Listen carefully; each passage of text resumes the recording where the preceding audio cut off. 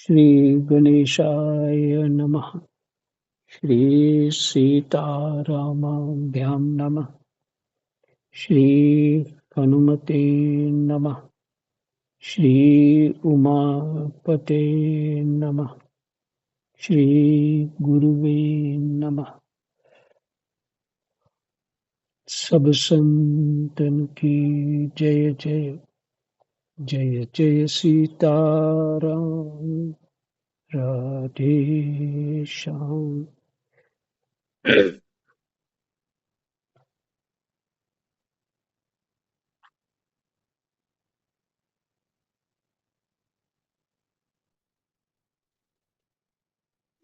एकादश स्कंद और 19वां अध्याय। श्लोक नंबर 38। जो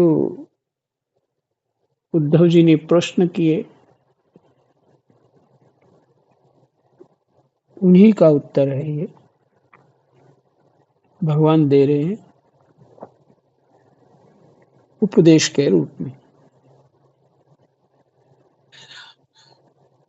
कृष्णाय वासुदेवाय हरे परमात्मने प्रणतः क्लेशनाशाय गोविंदाय नमो नमः।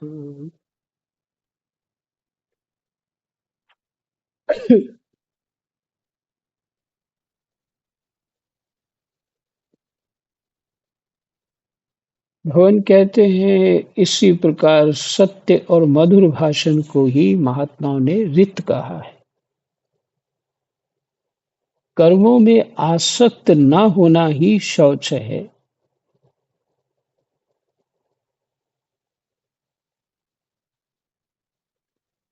कर्म करना चाहिए पर आसक्त होना दूसरी बात है। कर्मों का अभ्यास पड़ जाता है तो फिर कुछ ना कुछ लगे ही रहते हैं।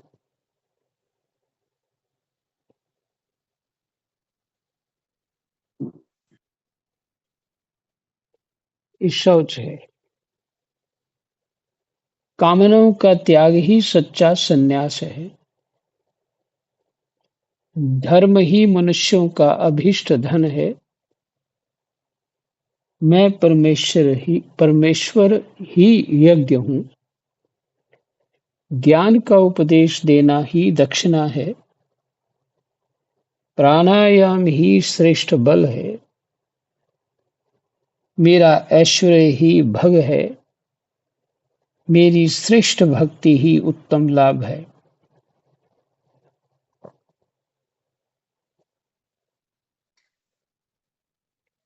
39वें श्लोक में है धर्म ही मनुष्य का अभीष्ट धन है।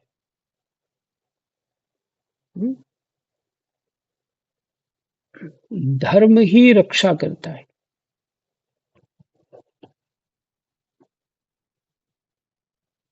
ऐसा वर्णन है धर्म ही रक्षा करता है।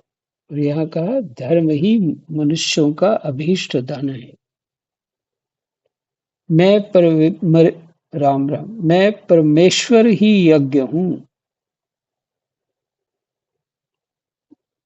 ज्ञान का उपदेश देना ही दक्षिणा है। गुरु दक्षिणा है। जो समझ में आया। कोई प्रश्न करे तो उसको उत्तर देना जितना समझ में है, जो है सच्चाई से, अपने से बड़ा चढ़ा के नहीं, जितना समझ में है वही दक्षिणा है। प्राणायाम ही श्रेष्ठ बल है। मेरा ऐश्वर्य ही भग है।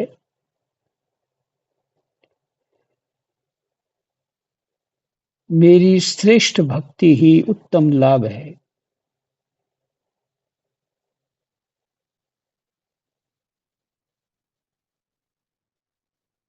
इस जगत में जो उत्तम लाभ क्या है?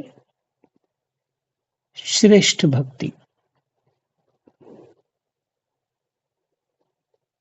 सच्ची विद्या वही है जिससे ब्रह्म और आत्मा का भेद मिट जाता है।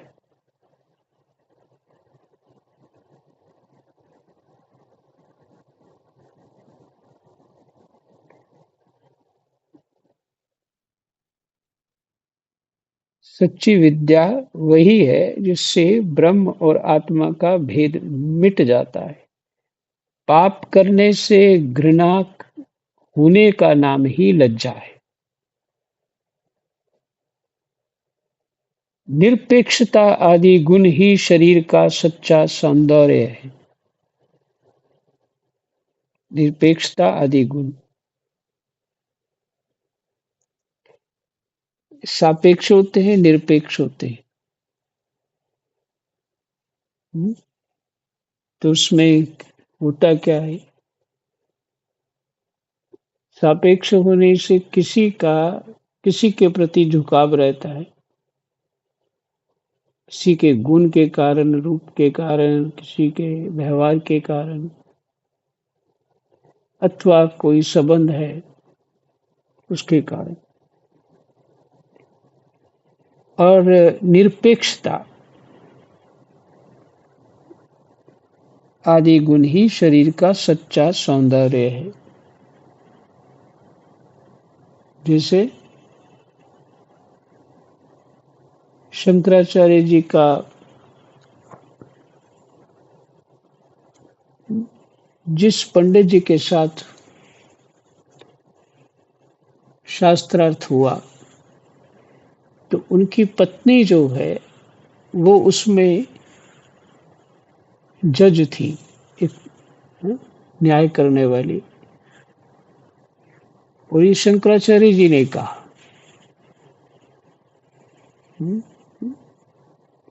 उनको उन्होंने पूछा तो न्याय कौन करेगा इसका? तो उन्होंने कहा आपकी पत्नी।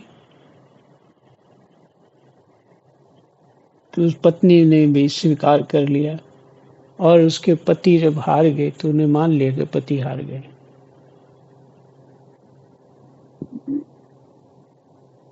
और फिर उसके बाद उनका नाम याद नहीं आ रहा जो हार गए थे। बाद में वो शंकराचार्य के बहुत प्रिय शिष्य हो गए।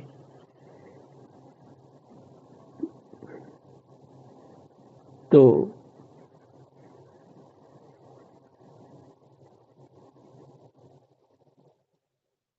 ये है निरपेक्षता। श्री निरपेक्षता आदि गुण ही शरीर का सच्चा सौंदर्य श्री है। निरपेक्षता आदि गुण ही शरीर का सच्चा सौंदर्य श्री है।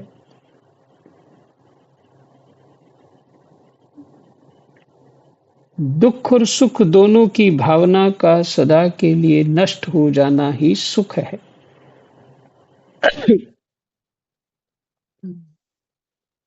तत्व को समझ लिया तो फिर सुख और दुख की भावना नष्ट हो जाती है।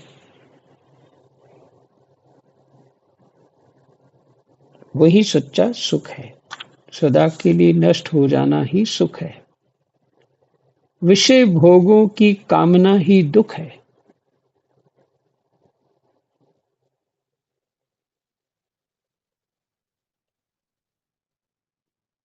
सुख पहले का सुख और दुख का भावना जो है सदा के लिए नष्ट हो जाना ही सुख है। फिर कहा विषयों विषय भोगों की जो कामना है ही दुख है।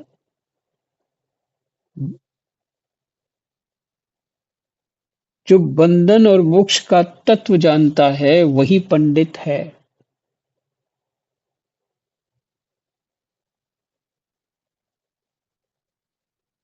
शरीर आदि में जिसका मैंपन है वही मूर्ख है।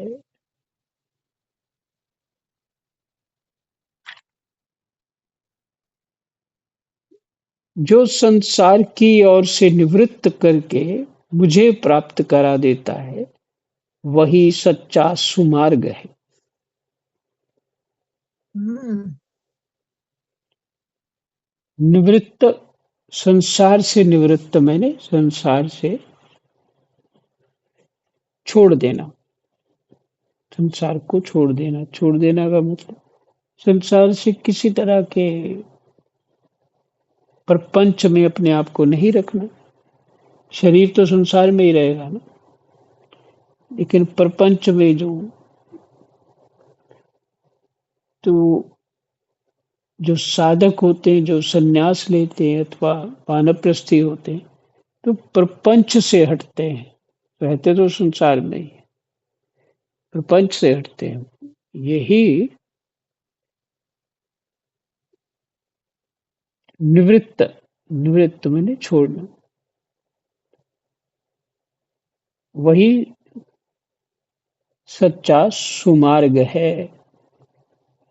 संसार की ओर से निवृत्त करके मुझे प्राप्त करा देता है, वही सच्चा मार्ग है। चित्त की बहिर्मुखता ही कुमार्ग है। बहिर्मुखता क्या होती है? संसार को, संसार में प्रवेश करके उसमें महत्व दे के संसार को, उसी में लगे रहना और वही सम्मान इत्यादि प्राप्त और सुख दुख की प्राप्ति में लगे रहना, हम्म, ये बहिर्मुखता है।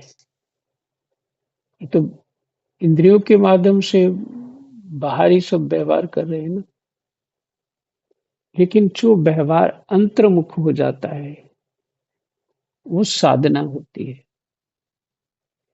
कहते हैं ये सुमार्ग है। कौन सा? संसार की ओर से निवृत्त करके मुझे प्राप्त करा देता है, वही सच्चा सुमार्ग है। चित्त की बहिर्मुखता, मैंने मन कह लीजिए, विचार कह लीजिए कि बहिर्मुखता क्या है, ही कुमार्ग है। सत्व गुण ही वृद्धि, सत्व गुण की वृद्धि ही स्वर्ग, और सत्व गुण की वृद्धि ही स्वर्ग, और सखे तमोगुण की वृद्धि ही नरक है।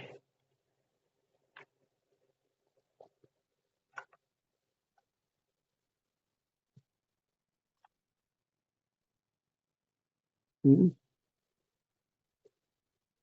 अच्छा, सत्संग भी सुन रहे हो और फिर बुद्धि व्यवहारिक भी अधिक बना रखी है। चित्त को शांत करना ही नहीं, व्यवहार में लगे रहना कुछ ना कुछ। ये अच्छा काम है, ये अच्छा काम है, ये अच्छा काम, अच्छे कामों में लगे रहना, ये ठीक बात नहीं है। ये बहिर्मुखता है। समय है अब भगवान के सन्मुख होने का,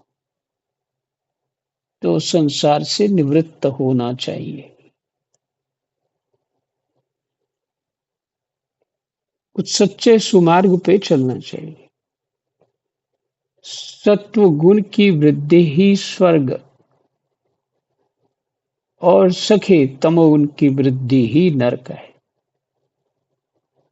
सत्व गुण के, सत्व गुण के लक्षण क्या होते हैं? विवेकवान होता है जी, पहली बात। सत असत को समझने का बल आ जाता है, बुद्धि समर्थ होती है, और अपने आप में ही वह जीव प्रसन्न रहता है। हलचल में प्रसन्न नहीं होता, शांति में प्रसन्न होता है। ये सत्व गुण की वृद्धि है, यही स्वर्ग है। और सखे तमोगुण की वृद्धि ही नरक है। आलस आना, क्रोध आना, और बीच बीच में रजोगुण आ जाता है तो चंचलता बढ़ा देता है। बुद्धि कम काम करती है, ये तमोगुण है। बस यही नरक है। गुरु ही सच्चा भाई बंधु है और वह गुरु मैं हूँ। भगवान कह रहे गुरु ही सच्चा भाई बंधु है और वह गुरु मैं हूँ। यह मनुष्य शरीर ही सच्चा घर है तथा सच्चा धनी वह है जो गुणों से संपन्न है, जिसके पास गुणों का खजाना है।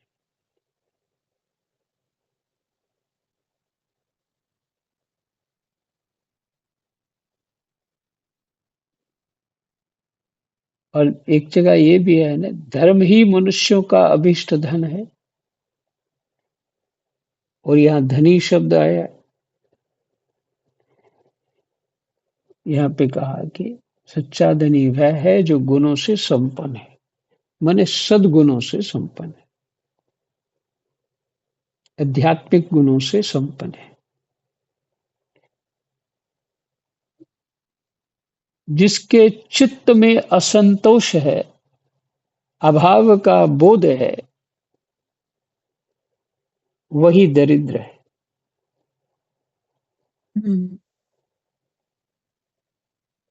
कि मेरे पास ये नहीं है, ये कमी है, वो कमी है। हम्म? असंतोष में ही रहता है, अभाव का बोध ही रहता है, वही दरिद्र है। जो जितेंद्रिय नहीं है, वही कृपण है। कृपण, कंजूस। कृपण के और भी अर्थ हैं।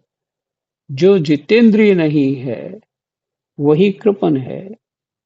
समर्थ, स्वतंत्र और ईश्वर वह है। समर्थ, स्वतंत्र और ईश्वर वह है जिसकी चित्त वृत्ति विषयों में आसक्त नहीं है।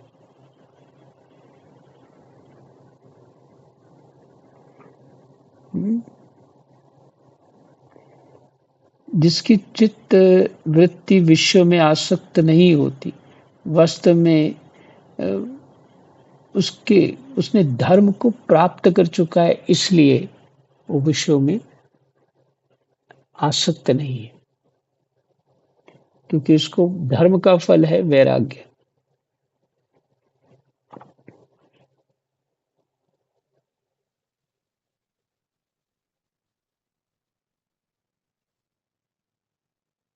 समर्थ, स्वतंत्र और ईश्वर वह है जिसकी चित्त वृत्ति विषयों में आसक्त नहीं है।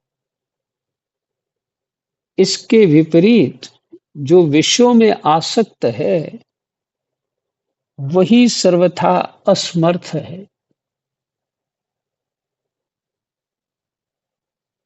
प्यारे उद्धव, तुमने जितने प्रश्न पूछे थे, उनका उत्तर मैंने दे दिया। इनको समझ लेना मोक्ष मार्ग के लिए सहायक है। मैं तुम्हें गुण और दोषों का लक्षण अलग-अलग कहाँ तक बताऊं? सबका सारांश इतने में ही समझ लो कि गुणों और दोषों पर दृष्टि जाना ही सबसे बड़ा दोष है। सबके गुण और दोष ही देखते रहना, ये सबसे बड़ा दोष है। और गुण दोषों पर दृष्टि ना जाकर अपने शांत निसंकल्प स्वरूप में स्थित रहे, वही सबसे बड़ा गुण है। दोष भी बता दिया और गुण भी बता दिया। गुण दोष को देखते ही रहना, यही सबसे बड़ा दोष है। और गुण दोषों पर दृष्टि ना जाकर अपने शांत निसंकल्प स्वरूप में स्थित रहे, वही सबसे बड़ा गुण है। हमारा 19वां अध्याय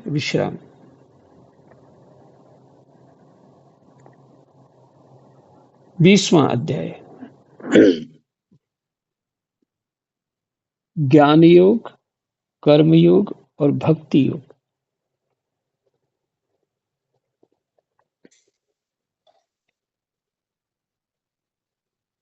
ज्ञान योग क्या है, कर्म योग क्या है और भक्ति योग क्या है? गीता जी में ये तीनों हैं। अब सार इधर पे इस अध्याय में, 20वें अध्याय में सार रूप से बात सुन लेंगे।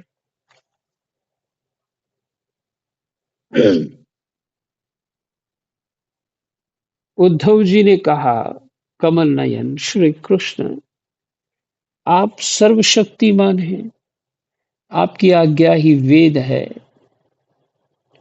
उसमें कुछ कर्मों को करने की विधि है और कुछ के करने का निषेध है। यह विधि निषेध कर्मों के गुण और दोष की परीक्षा करके ही तो होता है।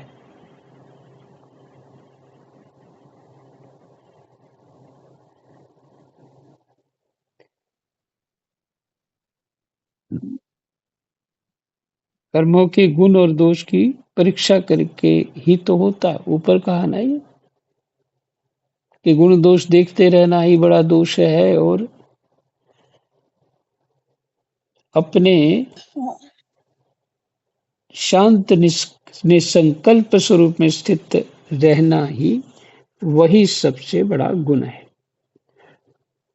उद्धव जी ने कहा, प्रभु आप सर्वशक्तिमान हैं, आपकी आज्ञा ही वेद है। माने उसमें गुण दोष का वर्णन है वेद में, ये आपकी आज्ञा है।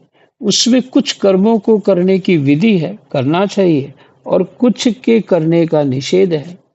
और ये विधि निषेध कर्मों के गुण और दोषों की परीक्षा करके ही तो होता है।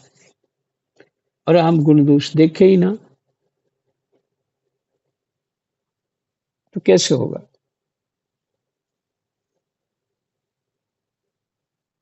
वर्णाश्रम भेद, प्रतिलोम, अनुलोम रूप, वर्ण संकर, कर्मों के उपयुक्त और अनुपयुक्त द्रव्य, देश, आयु और काल तथा स्वर्ग और नरक के भेदों का बोध भी वेदों से ही होता है।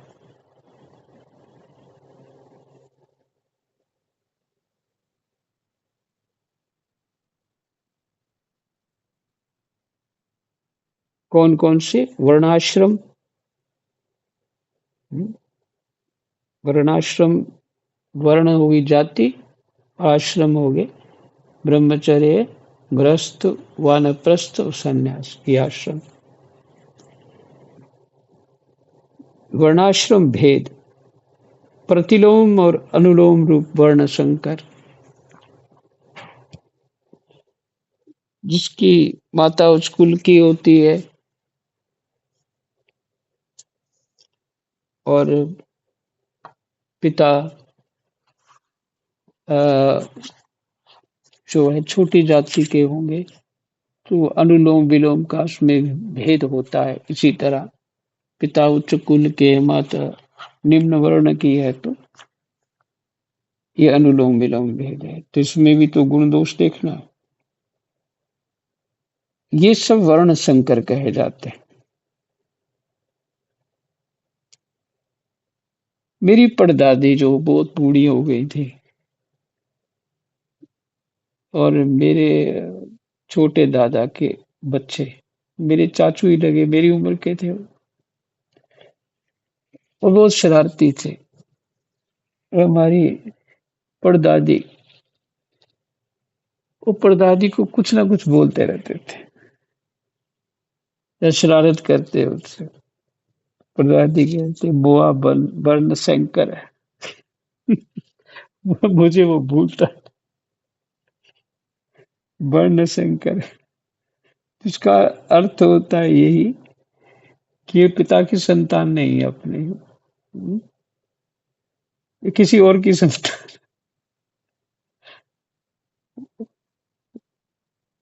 तो अभी अभी बीच में कभी याद आ जाता है ये। हम्म,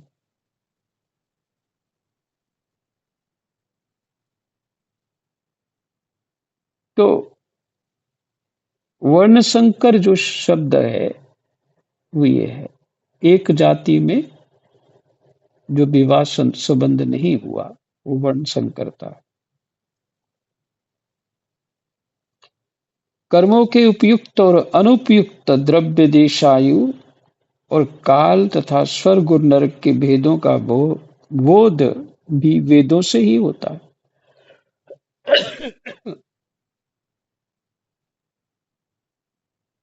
कर्म के उपयुक्त और अनुपयुक्त। उपयुक्त मैंने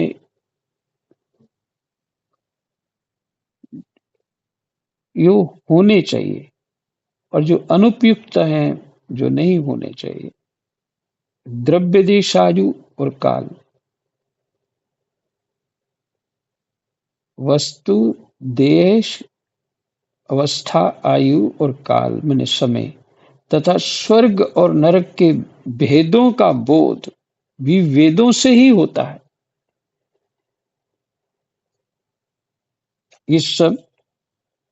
ये अंतर जो है ये सब वेदों से ही होता है। इसमें संदेह नहीं कि आपकी वाणी ही वेद है,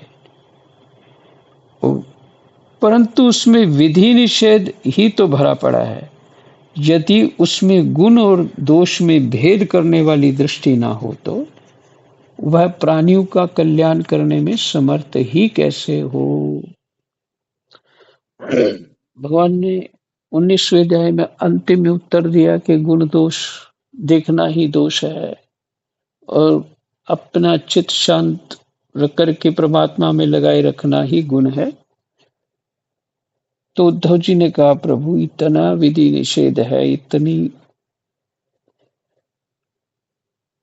भेद है, माने अनुपयुक्त क्या है, उपयुक्त क्या है, देश आयु और काल स्वर्ग और नरक के भेदों का जो बोध भी वेदों से ही होता है। आपकी वाणी वहां यही कह रही है, और इसमें संदेह नहीं कि आपकी वाणी ही वेद है, परंतु उसमें विधि निषेध ही तो भरा पड़ा है। ये करना चाहिए, ये नहीं करना चाहिए, और गुण दोष तो देखे बिना फिर वो विधि निषेध कैसे होगा।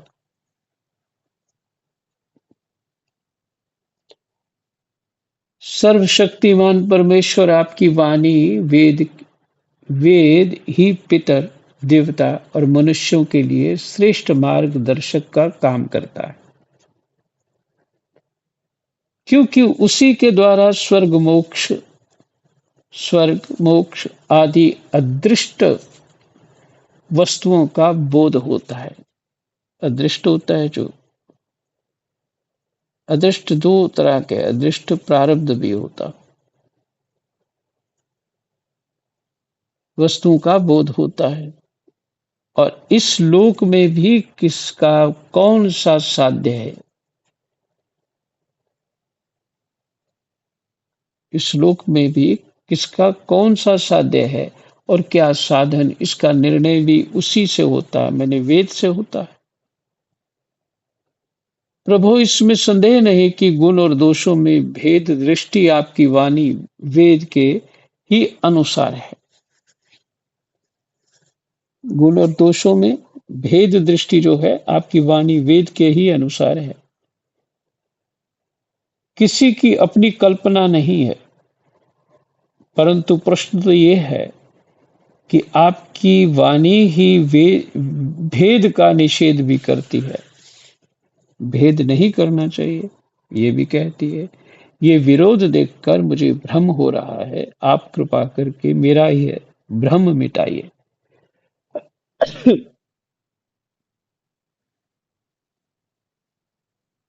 ये प्रश्न हुआ।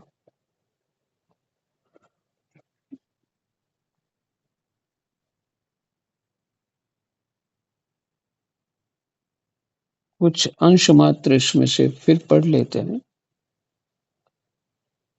इसका भाव ये लगता है कि जो वेदों में विधि निषेध है,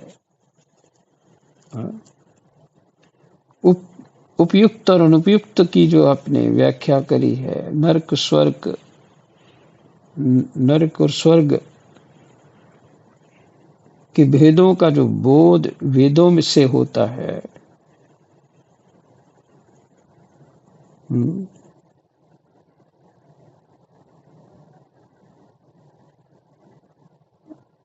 और वेदों से ही और गुण दोषों का भी पता चलता है। विधि निषेध आपने ही लिखा है, आपका ही उपदेश है। वर्णाश्रम इत्यादि भेद जो हैं वो भी आपके ही द्वारा कहे गए हैं। तो फिर हम ये जो दृष्टि है कि भेद भी नहीं करना चाहिए, आप कह रहे हैं मैंने गुण दोष देखना ही नहीं चाहिए, भेद का निषेध करती आपकी ही वाणी वेदों में भी निषेध करती है। ये विरोध देखकर मुझे भ्रम हो रहा है, आप कृपा करके ये मेरा भ्रम मिटाइए।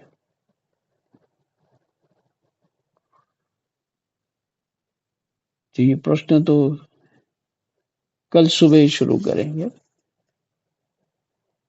अभी इतना ही बहुत है, क्योंकि प्रश्न को कल फिर से पढ़ेंगे, प्रश्न ठीक से समझ में आए तो उत्तर ठीक हो जाएगा, उत्तर पढ़ते ही समझ आने लग जाएगा, प्रश्न ठीक से समझ में आए। और ऊपर जो है 19वें अध्याय में उद्धव जी के जो 32 प्रश्न है उनका उत्तर दे दिया भगवान ने। तो